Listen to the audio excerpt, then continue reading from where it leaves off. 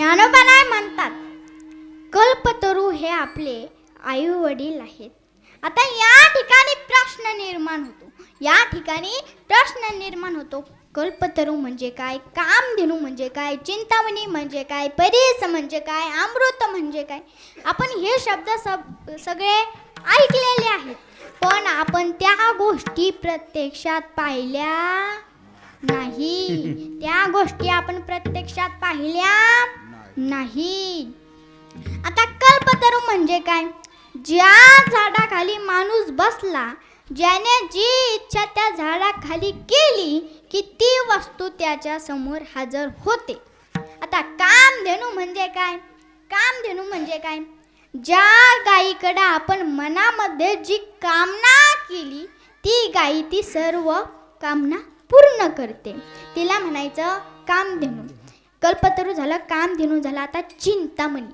आता चिंतामणी म्हणजे काय, आपल्या गळ्यामध्ये जो मणी आहे त्या मनाचं आपण जर चिंतन केलं की तो मला ही वस्तू पाहिजे, ती वस्तू पाहिजे, की तो मणी ती सर्व वस्तू तो पुरवतो.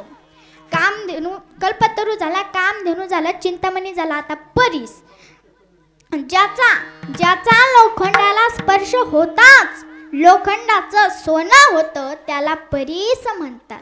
आता अमृत म्हणजे काय, अमृत म्हणजे काय की जी प्याल्यानंतर माणूस अमर होतो की त्याला अमृत म्हणतात. आता कल्पतरू हा शब्द आपण वाचलेला आहे, ऐकलेला आहे, बरोबर.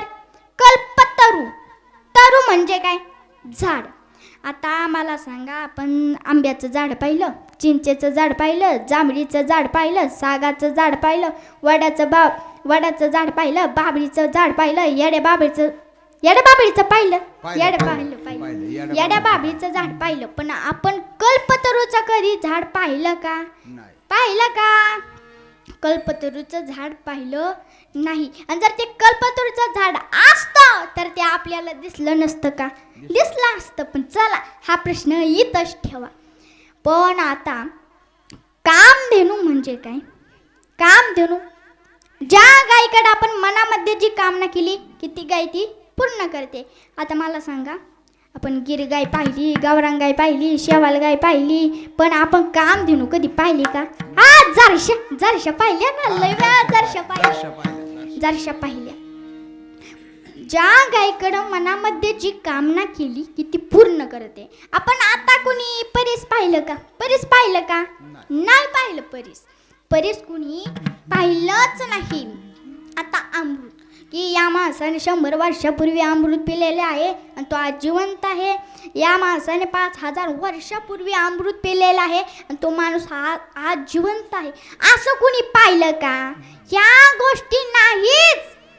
तर मग साधू संतांनी या गोष्टीचं वर्णन का केलेलं आहे, या गोष्टीचं वर्णन का केलेलं आहे? गुगलवर सर्च करून बघा, कामधेनूचा फोटो मिळतो का, कल्पतरूचा फोटो मिळतो का, कामधेनूचा फोटो मिळतो का, कामधेनूचा फोटो मिळतो का, कल्पतरूचा फोटो मिळतो का, चिंतामणीचा फोटो मिळतो का, परिसाचा फोटो मिळतो का? नाही मिळणार. मग संतांनी या गोष्टीचं वर्णन का केलं आहे? कामधेनू कल्प तरु चिंतामणी, कामधेनू कल्प तरु चिंतामणी, कामधेनू कल्प तरु चिंतामणी, कामधेनू कल्प तरु चिंतामणी, कामधेनू कल्प तरु चिंतामणी, कामधेनू कल्प तरु चिंतामणी, कामधेनू कल्प तरु चिंतामणी, कामधेनू कल्प तरु चिंतामणी.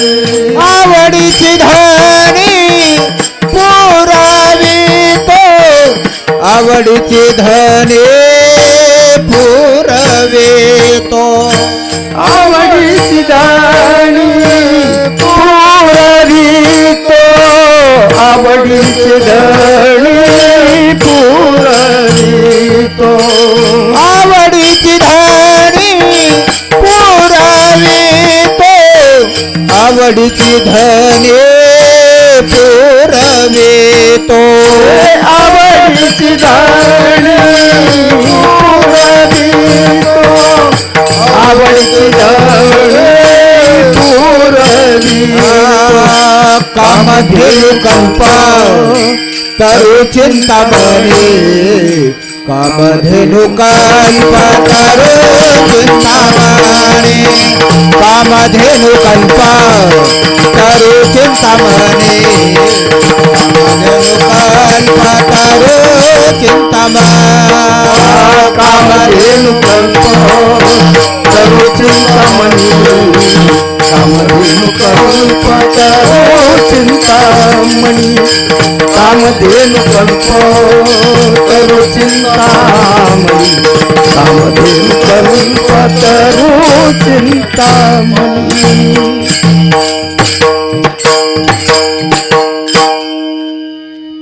मग ह्या जर गोष्टी नाहीच मग ते या संतांनी या गोष्टींचं वर्णन का केलेलं आहे?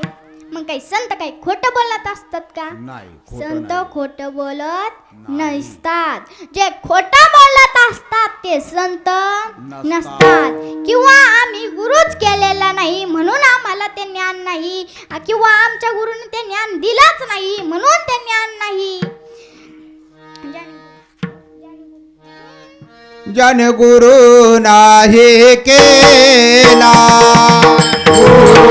नाही केला जन गुरु नाही केला ज्ञानी गुरु नाही केला त्याचा जन्म वाया गेला त्याचा जन्म वाया गेला त्याचा जन्म वाया गेला त्याचा जन्म वाया गेला द्वैताची झाडणे गुरु विना ज्ञान त्या कैसे कीर्तन घडेल नामे त्या कैसे कीर्तन घडेल नामे द्वैताची झाडणी गुरु विज्ञान त्या कैसे कीर्तन घडेल नाही त्या कैसे कीर्तन घडेल नाही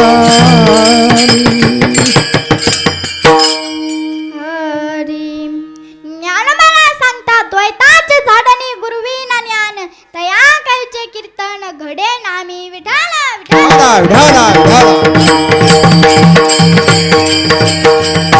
हो.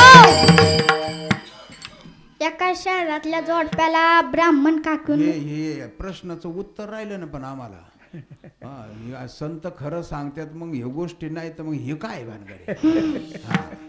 पण या गोष्टी पृथ्वीवरच्या नाही, या गोष्टी स्वर्गातल्या हा, आहेत. हे साधू संतांनी या स्वर्गातल्या गोष्टींचं वर्णन केलेलं आहे. विठाला ढाला ढाला धरा धरा धरा धरा धरा